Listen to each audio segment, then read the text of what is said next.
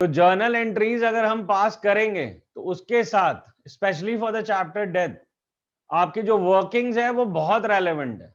मैंने आपको वर्किंग सबसे क्लियर कट तरीके से इसी चैप्टर में दिखानी है। इनफैक्ट दिखानी तो हर चैप्टर में चाहिए, बट इस चैप्टर में मार्क्स होते हैं उस बात, राइट।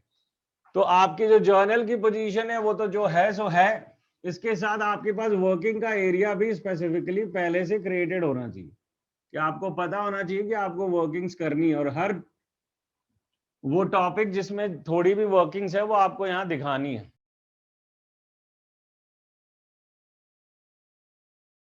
4:3:1 कौन था? जेड ही है ना तीसरा? हाँ। हाँ ठीक है, फिर आगे बढ़ो। The firm closes its book on 31st March every year. 31 मार्च को क्लोज कर रहे हैं, चलो पहले ही लिख लेते हैं, वो 31 मार्च हमें जरूरत पड़ेगी। ठीक है, फिर On 1st February 2019, Y died. 1 फरवरी 2019. 2019 this is date of death. तो इससे पहले 31 मार्च 2018 में बनी होगी ना बैलेंस शीट? हाँ जी। हाँ। अगर 1 फेब 2019 में डेथ हुई है तो उससे पहले लास्ट बैलेंस शीट कब बनी होगी? 31 मार्च 2018। तो ये कितने महीने हो गए madam? This is basically 10 months. समझ में आती है बात? तो ये कहानी 10 महीने की है, मतलब जो भी पीएनएल एप्रो आइटम्स होंगे वो 10 महीने के देने। आगे क्या है madam? It was decided that the new profit sharing ratio between X and Z will be equal. तो यानी कि एक्स एंड जेड का इक्वल दे रखा है हमारे को, न्यू रेशियो भी, ये भी हमारे पास इंफॉर्मेशन है। यानी कि हम पे ओल्ड रेशियो तो है ही है, साथ में न्यू रेशियो की डिटेल भी आ गई। ठीक है, फिर एंड यहीं से ये याद आना चाहिए कि डेथ के केस में ये कितना इंपॉर्टेंट और रेलेवेंट हो जाता है कि आपके शेयर ऑफ प्रॉफिट के केस में आपको गेनिंग टू सैक्रिफाइसिंग की एंट्री करनी, और ये बात यहां से ही पता चलती है जब आपको न्यू रेशियो गिवन हो। फिर है partnership deed provided for the following on the death of a partner. क्या क्या First चीजें हैं? point है his share of goodwill will be calculated on the basis of half of the profits credited to his account. तो कैसे निकाले फिर share of goodwill उसका? वो कह रहा है कि इसीलिए यहाँ पे लैंग्वेज स्टैटिक नहीं रहनी, लैंग्वेज बहुत इंपॉर्टेंट चीज है और लैंग्वेज बड़ी ध्यान से पढ़नी है। ठीक है ना? ये कोई भी वर्डिंग्स यूज कर सकता है, आपकी कोई स्टैटिक मेथड यहाँ पे अप्लाई करने की कोशिश मत करना, पहले लैंग्वेज को ध्यान से पढ़ लो। अब इसमें वो गुडविल कितना कहता है, शेयर ऑफ गुडविल कितना होगा उसका? वाई की जो है डेथ हो रही है, तो अब वाई का शेयर ऑफ गुडविल निकालना है मुझे। और कैसे निकालना है? तो लैंग्वेज क्या कह रही है? लैंग्वेज कह रही है his share of goodwill be calculated on the basis of half of the profit credited to his account during previous 4 completed years.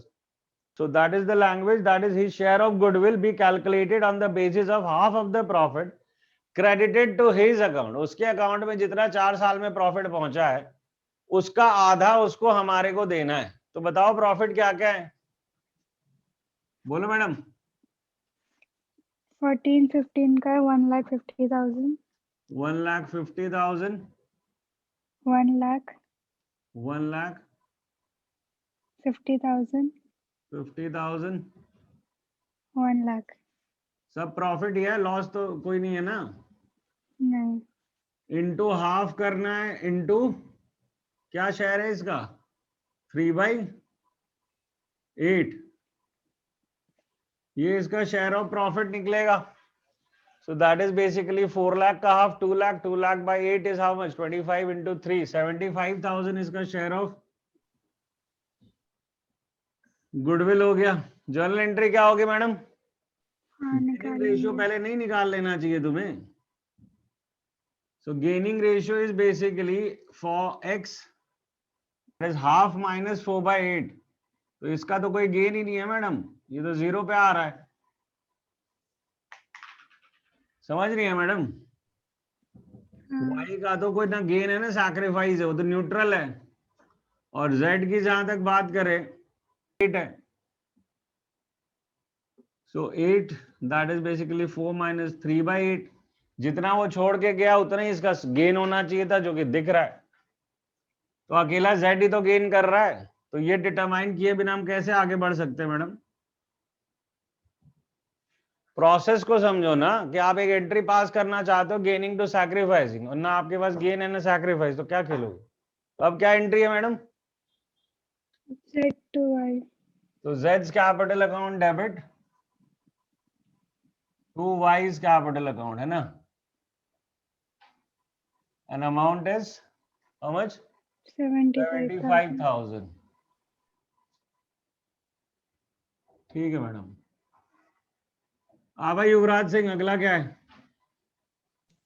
Sir B part में है his share of profit in the year of his death was to be computed on the basis of average profit of past 2 years. तो आखिरी 2 साल का लेंगे। तो निकालिए, बताइए शेयर ऑफ प्रॉफिट कैसे फाइंड आउट करें? सर लास्ट 2 इयर्स के प्रॉफिट कौन से हैं बताएं, कौन से ईयर? 16, 17 और 17, 18। तो 16, 17, 17, 18 का प्रॉफिट कितना है? 50,000 और 1 लाख अपॉन 2। अपॉन 2 क्यों? एवरेज। अच्छा, एवरेज प्रॉफिट के ऊपर करना, गुड जी। सो अपॉन 2, ठीक है।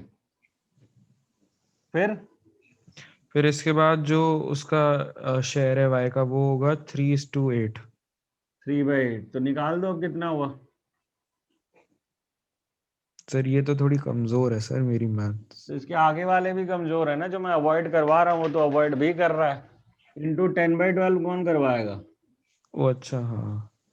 और कमजोरी तो मैं कहीं और के देख रहा था ना बाबा। कैलकुलेशन तो क्या है, तो मामूली सा आइटम है ना?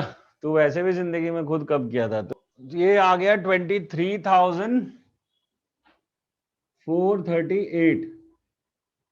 ठीक है, समझ में आ रही बात? 23,438 जनरल एंट्री बोल इसकी। सर सेम ही होगी Z to Y। Z2Y होगी, क्योंकि यहाँ पे प्रॉफिट शेयरिंग रेशियो बदल रहा है। Z's capital account debit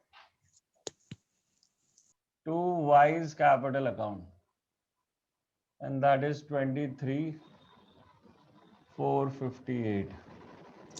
sir हमने